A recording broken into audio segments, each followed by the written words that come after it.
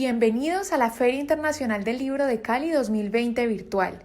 Manuel Zapata Olivella y el Canto de la Diáspora Africana, invitado de honor. Del 15 al 25 de octubre en www.filcali.com.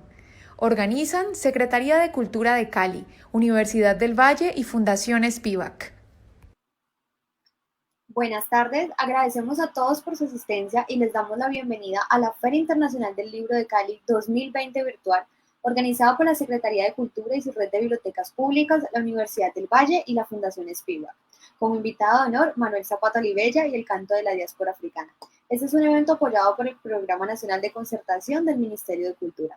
A continuación, tengo el gusto de presentarles la historia de la peste en la literatura a cargo de los escritores Fabio Martínez, autor de la novela Marea de Sombras, del Pigamilión de España, y al autor Julián Chan, autor de la novela Cuando suena la brisa, publicada en 2016. Actualmente está escribiendo su segunda novela.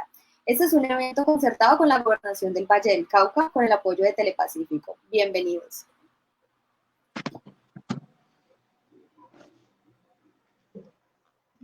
Sí, bienvenidos. Muchas gracias, Isabela. Bueno, ¿tú quieres empezar, Julián, o inicio yo? Dale, adelante, Fabio. Bueno, en primer lugar, un agradecimiento muy especial a la Feria del Libro de Cali en esta nueva versión del año 2020.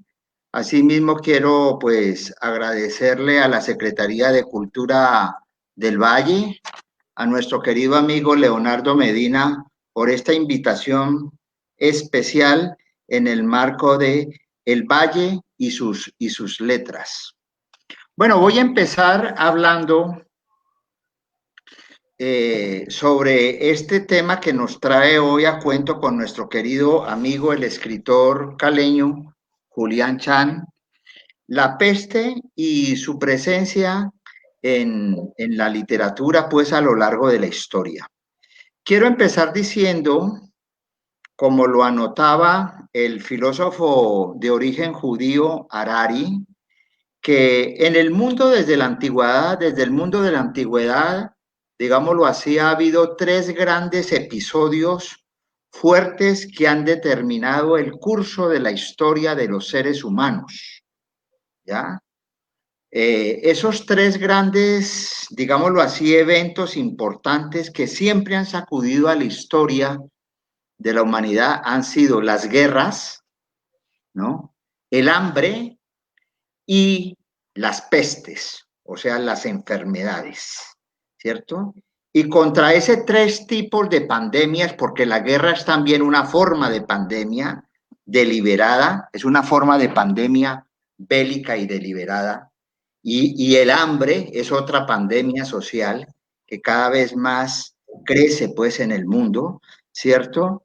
Es contra las que ha combatido el ser humano desde sus pueblos, desde el campo, desde sus ciudades, desde sus regiones, desde sus países y también, por supuesto, desde la ciencia. El arte y la literatura no ha sido ajena digámoslo así, a estos tres grandes eventos. En el tema, por ejemplo, de las guerras, es sabido que estas, desde la antigüedad, se describieron muy bien en esos poemas o en esos cánticos, ¿ya? Que eran en principio de carácter oral, atribuidos a un escritor llamado Homero, en esas dos famosas sagas que todos conocemos, la Ilíada, que es la guerra entre los griegos y lo que hoy llamamos los turcos o los troyanos en la época, y la Odisea, que es el regreso de Odiseo o de Ulises de la guerra a su Ítaca natal. O sea, siempre la guerra ha estado presente, ha sido representada por la literatura. Y gracias a estas dos novelas, ¿no? Primero fueron cantos de carácter oral que los entonaban los aedas de la época y después fueron transcritos en forma de narrativa, ¿cierto? Es que podemos conocer un poco la historia de la antigüedad, la historia de Roma, la historia de Grecia y la historia de Turquía, o sea, la historia de Asia mejor, de Asia Menor. Asimismo, o sea, las llamadas pestes, ¿cierto? Las llamadas pandemias, como la que estamos viviendo hoy en el año 2020, también han sido representadas en la literatura, ¿ya? Porque, ¿qué es la literatura? La literatura es la representación simbólica de la condición humana. Por eso es que nosotros seguimos leyendo, en papel o a nivel virtual, porque allí de alguna manera en la literatura es donde nos representamos los seres humanos y la literatura es la que nos hace preguntas.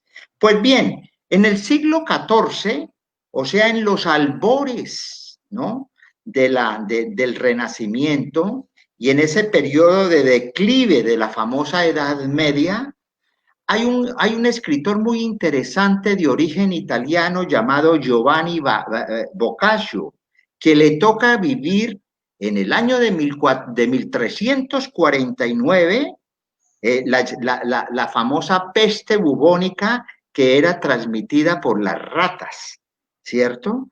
Entonces, ¿cómo surge el Boccaccio? Que yo creo que todos lo hemos leído en el bachillerato o en la universidad o incluso por fuera pues de las instituciones académicas. Ustedes saben que el Boccaccio es la historia de 100 relatos, ¿no? Y que se dividen en esos 100 relatos en 10, de 10 en 10. Por eso es que se llama el Decamerón. ¿Cómo surge esta literatura? ¿Cómo surgió este libro de relatos? Porque los libros no son obra solamente de la imaginación de los autores, sino que los libros nacen de la historia, los pare la historia, ¿no? Entonces, este libro nace, ¿no? O sus antecedentes se deben a la siguiente historia, a la historia de que en la ciudad de Florencia en el año de 1349 es atacada por la llamada peste bubónica. Entonces, 7 mujeres y 3 jóvenes, 7 mujeres jóvenes y 3 jóvenes pues masculinos, 10 jóvenes, para huir de la peste, deciden salir de la ciudad, abandonar la ciudad e irse a pasar este periodo de cuarentena, este periodo de encierro a una finca, a una hacienda en las afueras de Florencia. Y allí empiezan a escribir el Decamerón. Ahí se empieza a describir el Decamerón, ¿ya? O sea, es muy importante los antecedentes del Decamerón porque de alguna manera estamos viviendo la misma situación. O sea, 7 siglos después estamos como si estuviéramos iniciando en la Edad Media, en ese sentido. Y es muy importante este segundo elemento, son cuentos de carácter erótico, ¿no? El renacimiento y el surgimiento del capitalismo estigmatizó mucho a la Edad Media y pensaban que era un periodo de curas y de conventos y abadías. No, allá también se vivía la vida cotidiana en ese sentido. Lo que quiero decir con esto es que de todas maneras Boccaccio, ¿no?, que es una víctima de la pandemia o que le tocó vivir ese periodo, digámoslo así, de la peste a finales de la Edad Media, ¿cierto? Huye de Florencia, ¿no? Y la peste, o el encerramiento obligatorio, le permite potenciar la imaginación. Y de allí nace uno de los grandes libros de la literatura clásica del mundo, porque todavía sigue siendo vigente. Y bueno, hay que leer a Boccaccio, o sea, a Boccaccio, digámoslo así, a Boccaccio el encierro lo inspira a que simbolice el tema de Eros, el tema de las relaciones amatorias y el tema, digámoslo así, del arte del fornicio. Voy a referirme, pues para después darle la palabra a mi querido amigo Julián Chan, Un segundo libro muy importante que tenemos que tener en cuenta, digámoslo así, ya en el siglo XVIII, ¿no? En el año de 1722. Me estoy refiriendo al libro de Daniel Defoe, El diario del año de la peste, ¿ya? Nosotros conocemos a Daniel Defoe, que fue un gran escritor y un periodista de la época, por Robinson Crusoe, esa es la novela emblemática. Pero si se quiere, nos hemos olvidado de este libro que es una crónica extraordinaria, El diario del año de la peste, se lo recomiendo, que narra, ¿no? Que narra el periodo de la peste bubónica o la peste negra, ¿no? Que se instaló en Londres y en Inglaterra en el año de 1665. Entonces, estos dos libros, pienso yo, que son muy determinantes en esta relación entre pandemia y literatura, ¿no? O entre patología y literatura. Yo debo hacer la aclaración que no estoy hablando de los autores y su relación con la peste, porque también pues entre el mundo de los artistas y de los escritores digámoslo así, hay muchas pandemias de carácter literario de las que aquí no quiero ni mencionar. Me estoy refiriendo a la presencia de la patología de la enfermedad. Yo en principio, pues me interesa que esta charla sea animada con mi querido amigo Julián Chan. Yo en principio dejo así, por lo pronto, detengámonos en Giovanni Boccaccio con los libros, el libro de relatos de El Decamerón, que lo pueden adquirir en las librerías, ¿cierto? Y detengámonos en el diario del año de la peste de Daniel Defoe, el autor británico, que recomiendo. Bueno, Fabio, pues empiezas hablando de dos libros muy representativos, canónicos en este tema de la pandemia y la literatura, ¿no? Para complementar un poco lo que has dicho, Boccaccio, yo recuerdo que lo vi en clase de Renacimiento. Si bien era el final de la Edad Media, yo lo vi en una clase de Renacimiento en la universidad, porque digamos que en esos escritos, en esos cuentos, que no solamente son picarescos, digamos que sí tienen un tono muy marcado hacia lo picaresco, pero también abarcan otros temas. Digamos que tiene un espectro muy amplio de lo que es la condición humana. Transcurren en 10 días, por eso es el título del Decameron. Y lo interesante allí resaltar, en mi opinión, es que en esos cuentos del Decameron representan el inicio de una nueva era de la literatura, en el sentido de que ya, digamos que esos valores de la caballería, de la nobleza, muy propios de la literatura medieval, pasan digamos, a otro espectro, a otro foco, y ya, digamos que los personajes del Decamerón son personajes más vulgares, más cotidianos, llenos de defectos. De alguna manera también desde esa óptica casi que cotidiana, se empieza a resaltar el aspecto humanista propio del Renacimiento, el carpe diem, ¿no? El vive y aprovecha el día. Entonces, el Decameron no solamente es un texto muy representativo en términos de lo que significa la pandemia o la epidemia, la peste, pero también marca una ruptura con toda la tradición de la literatura medieval. Eso por una parte. Para complementar lo de El diario del año de la peste de Daniel Defoe, yo releyendo este libro, sin lugar a dudas, siento que este es el texto más importante que se ha escrito sobre el tema de la peste. Y yo diría que es el único que se dedica exclusivamente a tratar el tema de la peste, porque otros textos lo mencionan de una manera mucho más tangencial, pero este texto de Defoe está está, digamos, escrito y vertido esencialmente en describir la peste en Londres del año 1665, un año antes del gran incendio que asoló a los londinenses, ese gran incendio que casi acaba con la ciudad de Londres en 1666. Y yo, bueno, leyendo este texto, me pareció que era como leer un poco la situación contemporánea de lo que estamos viendo con el COVID. Muchos elementos ni siquiera han cambiado.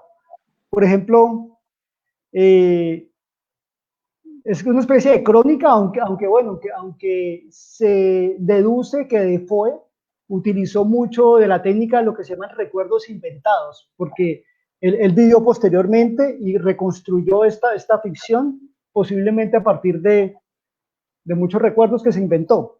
Entonces, por ejemplo, Defoe señala que la gente oculta los síntomas de la peste para evitar rechazo, algo que ha pasado hoy en día también.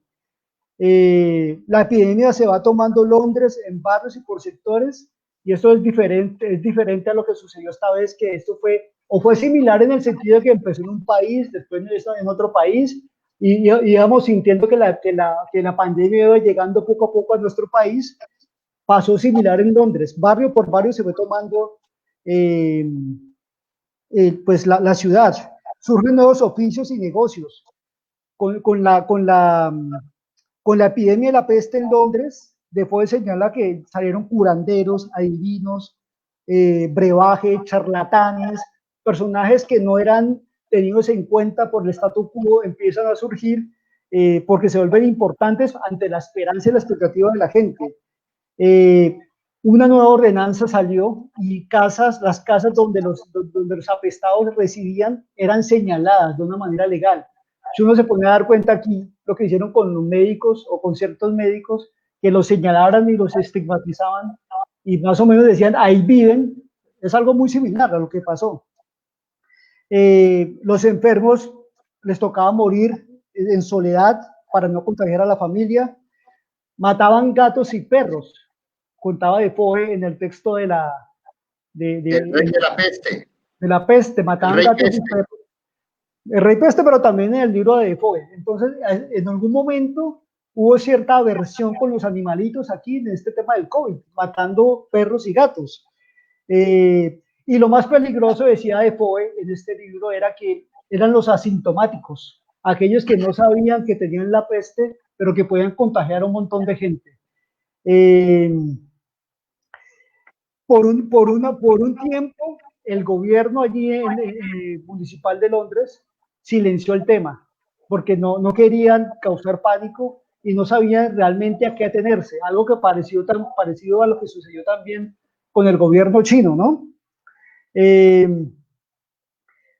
Bueno, y una cosa que pasó allí, que también está pasando en este momentico, y es que cuando parece que las estadísticas se están estabilizando en relación con los contagiados, la gente se relajó y salió, hizo fiesta.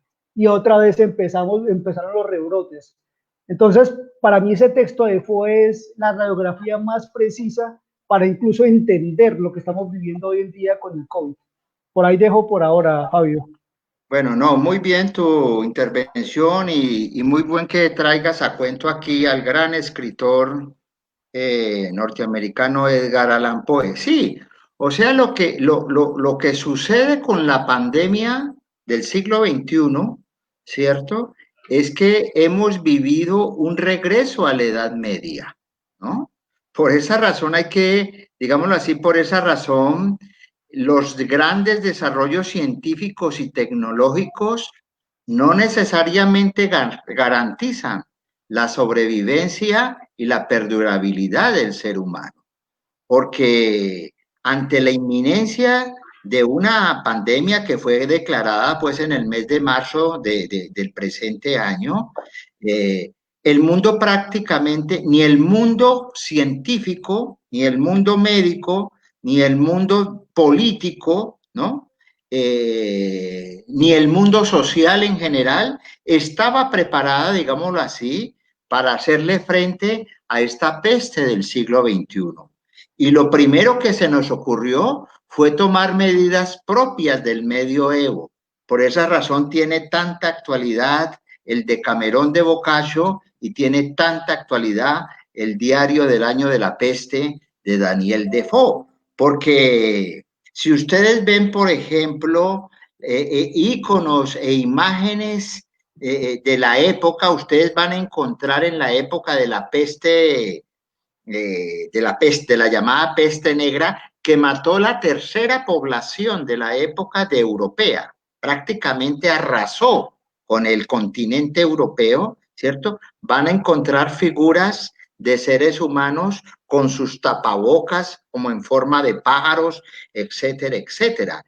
Y aún todavía, por ejemplo, seguimos manejando el tema del COVID desde la perspectiva de la Edad Media porque no hemos encontrado la solución. O sea, para retomar también una metáfora o un ícono espacial de las sociedades antiguas, la pandemia del siglo XX, a pesar de los grandes desarrollos científicos y tecnológicos, a pesar de la revolución virtual, etcétera, etcétera, que la estamos utilizando para poder comunicarnos en este periodo especial, el ser humano, digámoslo así, ha sido incapaz todavía. Estamos viviendo una especie de laberinto. La pandemia nos metió en un laberinto, ¿no? Sabemos la puerta de entrada de ese laberinto, ¿cierto? Con Minotauro incorporado, porque el Minotauro es el COVID-19, ¿cierto? Y el Minotauro se pasea por las calles, por los barrios, por los centros comerciales, etcétera, etcétera, pero lo tenaz es que hemos sido incapaces todavía de salir de ese propio laberinto. Y esa es una de las tendencias actuales, diría yo, de la globalización. O sea, esta enfermedad, digámoslo así, este virus, ¿no? Es uno de los virus característicos que se propagan en pleno periodo de globalización. Por esa razón nosotros no podemos asumir una actitud acrítica frente al proceso de la globalización. Sí, es muy bueno la universalización de las mercancías, el trueque que se hace a nivel internacional, etcétera. Pero la globalización, así como tiene sus partes positivas, digámoslo así, también tiene su talón de Aquiles, también tiene su, como se dice en el refrán popular, no hay paraíso sin serpiente. Justamente, gracias, entre comillas, ¿cierto? O debido a la globalización y a los viajes internacionales, es que el COVID-19, digámoslo así, que se inicia en una población en Wuhan, en la China, ¿no? Se propaga a través de un viaje internacional entre Wuhan e Italia en ese sentido. Entonces, Poe, para que retomemos lo que estás planteando, Poe de alguna manera, ¿cierto? Que cuando él se dedica, digámoslo así, a esta problemática, está relacionando esos dos mundos. O sea, los mundos y las historias nunca son lineales y paralelas. Yo pienso que estamos viviendo aquí una nueva Edad Media, ¿no? Una nueva Edad Media. Y solamente hasta que la ciencia médica realmente descubra una vacuna, podemos, digámoslo así, derrotar este virus. Ahora, eso hace parte también de la irresponsabilidad del mundo globalizado, porque los países ricos, ¿no? Y en general en el mundo ya se preveía que iba a venir este virus, ¿no? Como ha venido el virus del SARS, etcétera, el ébola, etcétera. Pero ningún país estaba interesado en hacer una inversión, ¿no? Para poder prevenir esta pandemia. No estaban interesados en invertir, ¿no? En ese sentido. Y esto también descubrió de alguna manera, o sea, la pandemia es como una especie de caja de Pandora, ¿cierto? Donde salen a relucir todos los males del mundo, en ese sentido. También descubrió que algunos países del mundo, incluso algunos países llamados del primer mundo, ¿cierto? Tienen una serie de sistemas de salud frágiles, ¿cierto?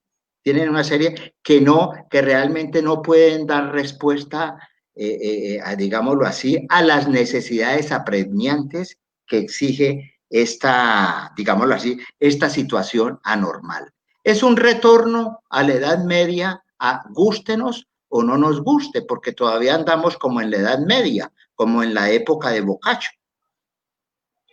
Sí, incluso Fabio, hay un artículo que escribió Orhan Pamuk, el premio Nobel turco, un Sí, artículo tratando de analizar este tema de la pandemia, porque él está en este momentico escribiendo un texto sobre una peste de comienzos del siglo XX. Entonces él dice que hay ciertas características transversales que se repiten a lo largo del tiempo en relación con estos temas. Uno, por ejemplo, es que siempre es una constante que los gobiernos, la primera reacción de los gobiernos suele ser negar la importancia del tema, encubrir la información, distorsionar las cifras. Y eso pasó mucho desde la máxima potencia mundial hasta nuestro gigante suramericano, tapándola y menospreciando la importancia de este tema. Otra característica que resaltó Pamuk en este texto es que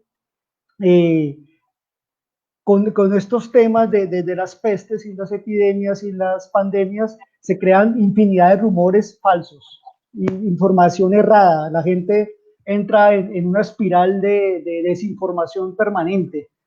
Y empiezan a surgir mitos para buscar culpables, ¿no? ¿Quién fue el que causó, el que originó el coronavirus? ¿Cómo fue? ¿Fue un murciélago que se escapó del laboratorio de Wuhan? ¿O fue el gobierno chino el que hizo adrede esto, lo fabricó para darle un golpe a su máximo rival económico, que es los Estados Unidos? Entonces empiezan a generarse un montón de mitos y de interpretaciones y de hipótesis en relación con el origen, porque hay una necesidad casi que humana, un impulso casi que humano de buscar culpables. Alguien tiene que responder por esto, y aquí pues no lo hemos logrado.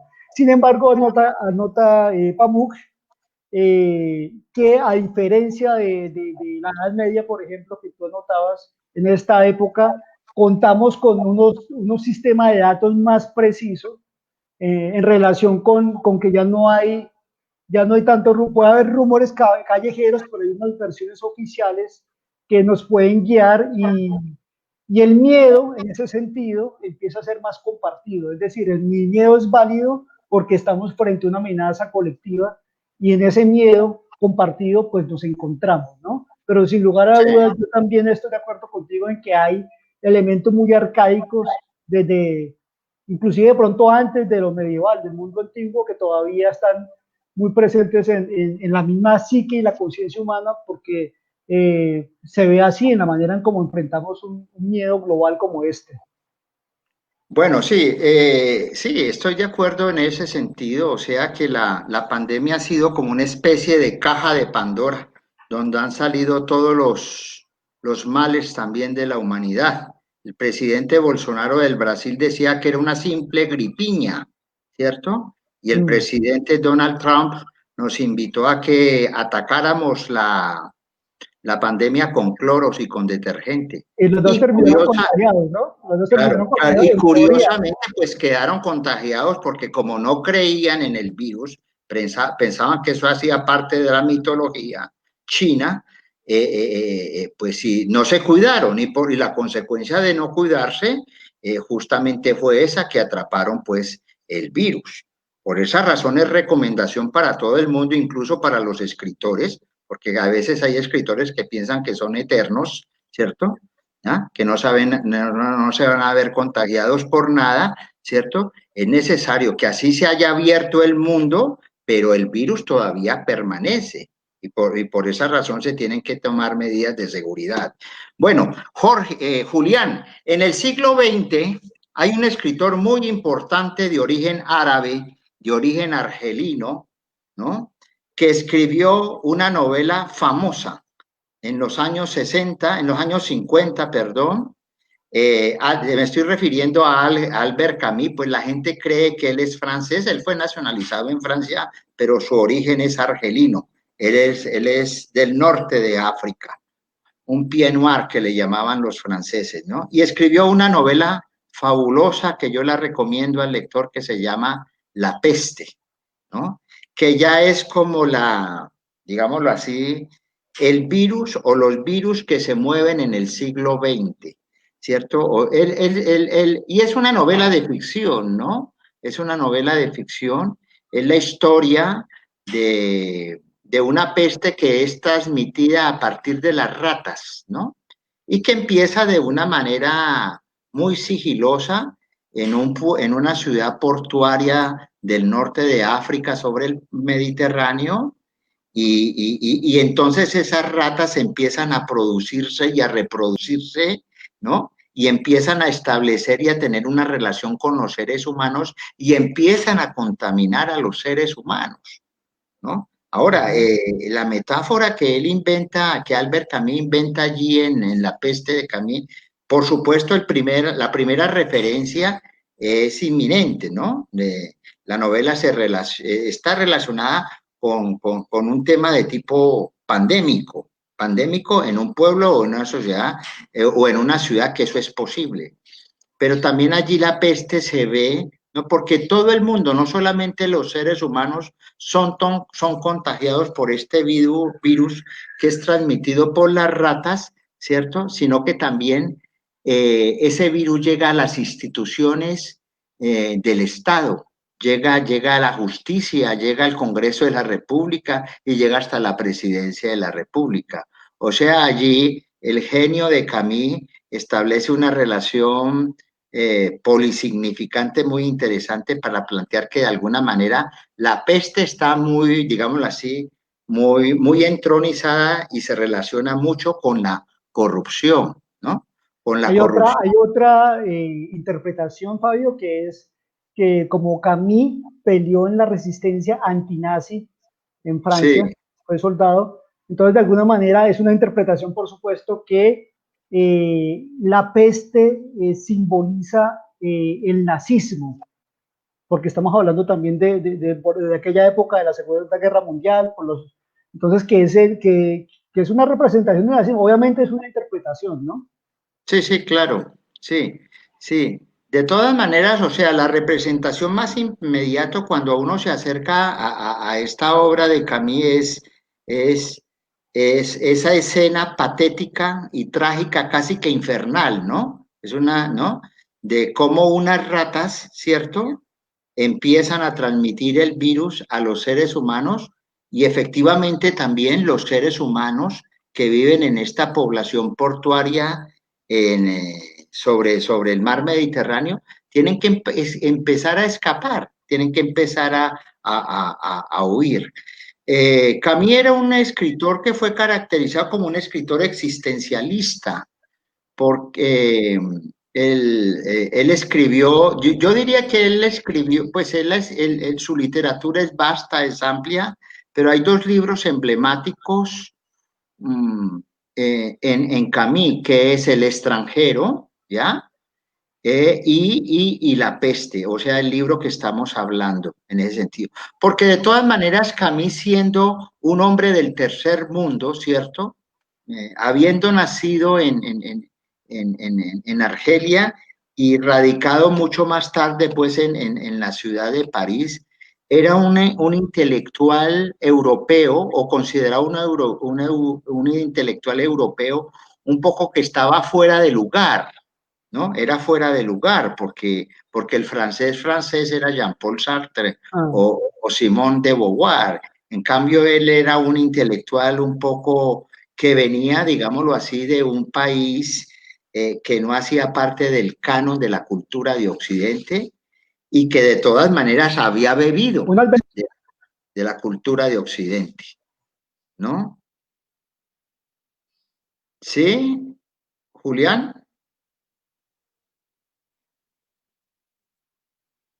¿Aló?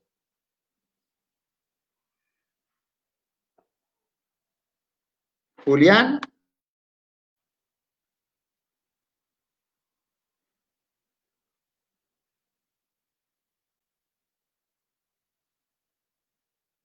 ¿Julián?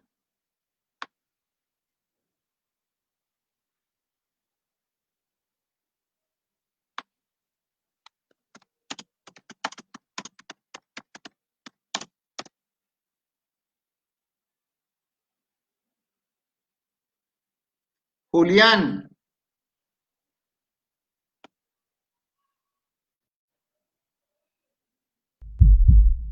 Con la paracaídas estarás protegido contra el coronavirus. Guardianes somos todos. Cali, unida por la vida.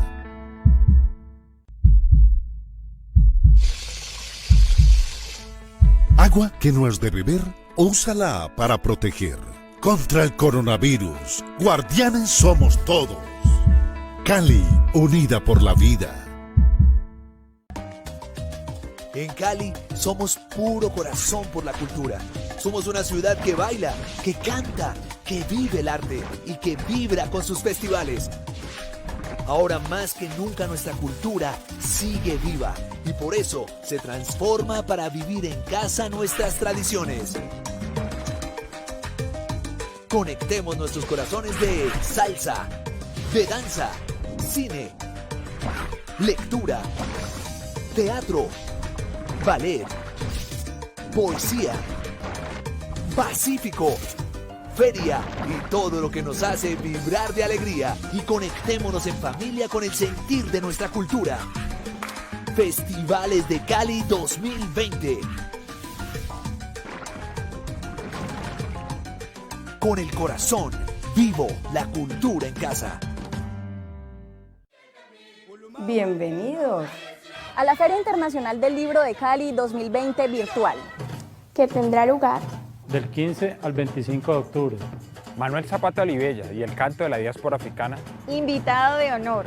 Libros, autores, lecturas, escritura y oralidad.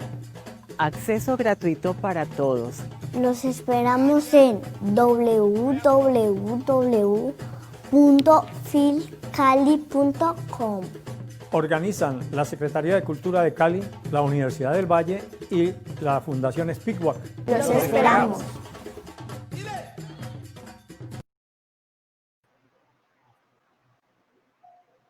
Hola, Julián.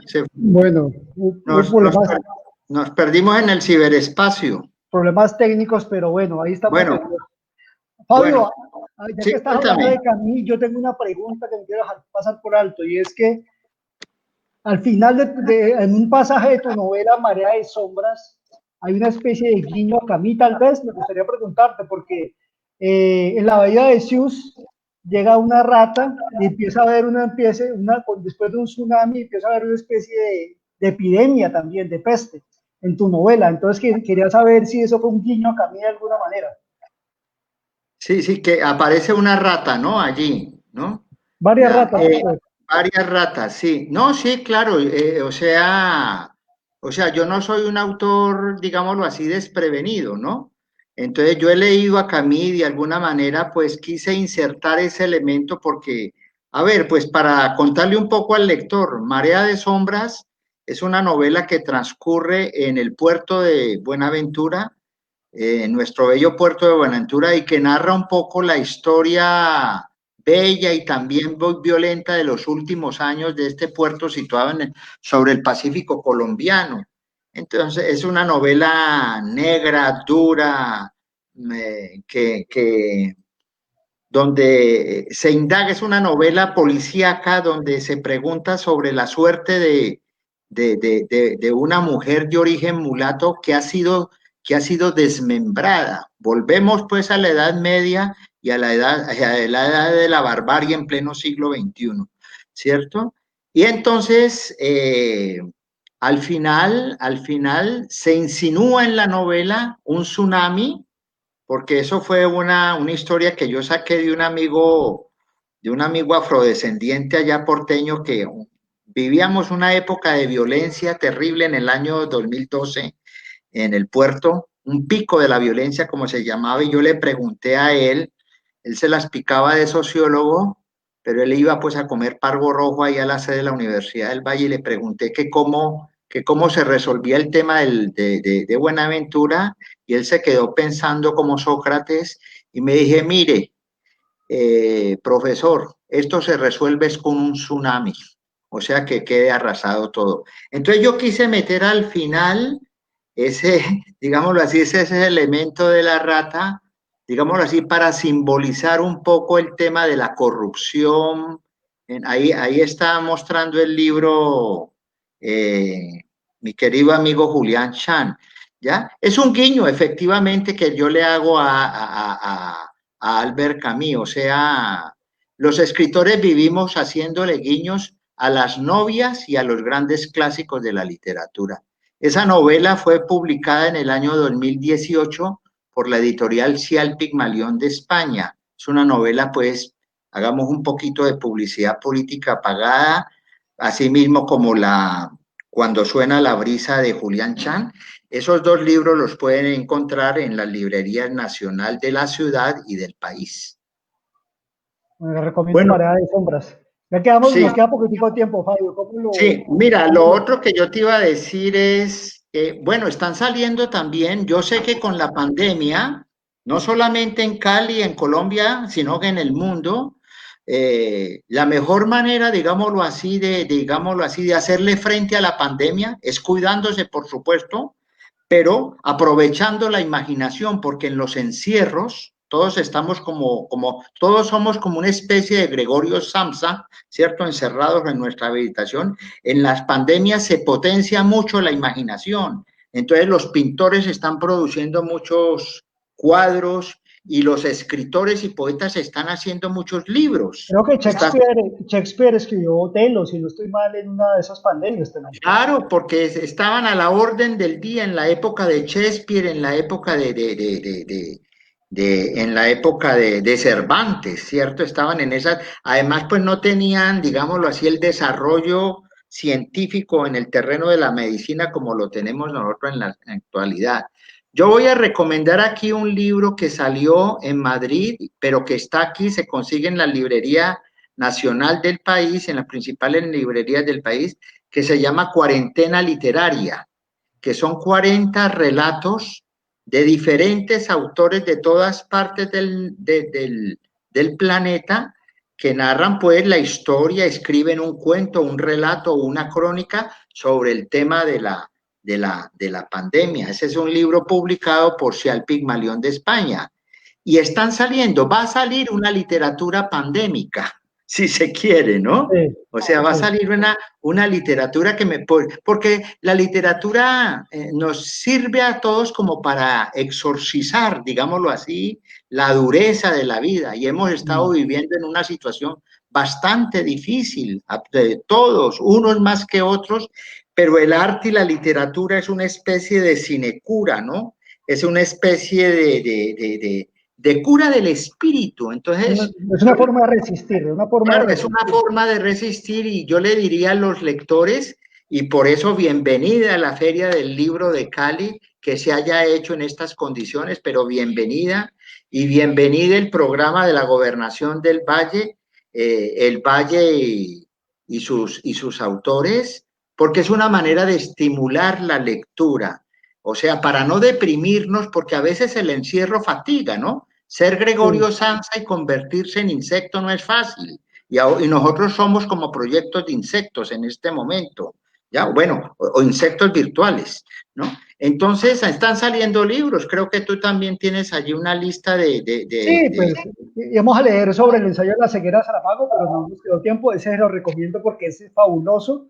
Claro. Y tiene que tocar muchos temas de la existencia humana relacionados con lo pandémico. Este libro de Andrés Felipe Solano, sí, que es un escritor bogotano que vive en Corea. Vive en Corea, justamente. Sí, y esta es una crónica muy interesante, muy fresquita, salida del horno, de los talleres de impresión, y cuenta su vivencia de primera mano. Por ejemplo, una anécdota interesante: la gente le dio por meter billetes a los microondas para desinfectarlos, ¿no? Entonces, sí. Se quemaron, ¿o qué? Pues digo, billete que hay, esté en el microondas, no lo cambiamos. Entonces les tocó, pero esa paranoia de la gente. Y bueno, ahí está el tema de las aplicaciones, porque veían en tiempo real lo que estaba pasando, algo diferente de otros textos, porque ese tipo de aplicaciones de las nuevas tecnologías no existían, ¿no? Ese es un libro que vale la pena leer. Claro. Bueno, acerquémonos y hacemos una invitación a los lectores a que se acerquen a las librerías y adquieran sus novelas, sus obras y también sus libros científicos, ¿no? Sus libros, porque en el campo de la ciencia médica también y de la filosofía, ¿no? Se está reflexionando sobre este tema, pues que convulsionó al mundo entero. Bueno, pues yo pienso que terminamos, ¿no, Julián? Muchas gracias, Fabio. Bueno, no, muchas gracias a ti, muchas gracias al equipo de la Feria del Libro y al equipo de la Gobernación del Valle. Muchas gracias. Bueno, muchísimas gracias Fabio Martínez, Julián Chan por este agradable encuentro que nos brindarán el día de hoy, a Telepacífico por su apoyo y a todos ustedes por conectarse con nosotros. Los invitamos a conocer nuestra programación y oferta editorial en la página oficial de la Feria Internacional del Libro de Cali, www.filcali.com.